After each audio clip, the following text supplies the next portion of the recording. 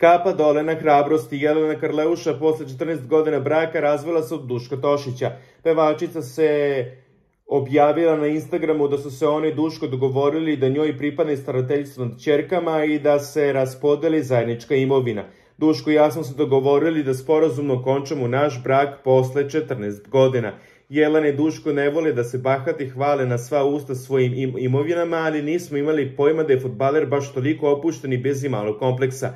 Fudbaler Duško Tošić važi za sportistu koji ne voli javno da se eksponira, što se s druge strane ne bi rekli za njegovu suprugu Jelenu Karleušu, koja je aktivna na svim društvenim mrežama i često otkriva i najintimnije trenutke svog života. Ipak ruku na srce za Jelenu se ne može reći da pripada onoj grupi sa estradi koju bije loš glas, da voli da se bahati i razmeće raznim skupocenostima, počevši od luksuznih stanova, garderobe, nakita, automobila, putovanja i tako dalje. Ali nismo imali pojma da je i njen suprug takav i da ne pati od podmukle bolesti modernog sveta, pomodarstva. Fudbaler je dobro nasmejao, ali oduševio sve svoje pratioce kada je objavio fotku kako vozi ni manje ni više nego traktor.